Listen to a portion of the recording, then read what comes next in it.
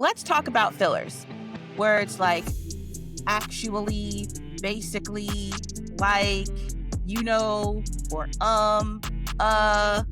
everyone uses them sometimes. I know I do. But when they appear too often, it weakens your authority. Imagine your manager saying, basically, we need to move the deadline, to next week. It doesn't sound decisive, right? Now, the best way to fix this is just replacing the fillers with silent pauses. Silence is powerful. It makes people lean in. If silence feels uncomfortable, you can use transition phrases like, the key point is, or here's what we should do next. A good way to test this is to record yourself in a short practice speech and count how many filler words you use. You may be surprised.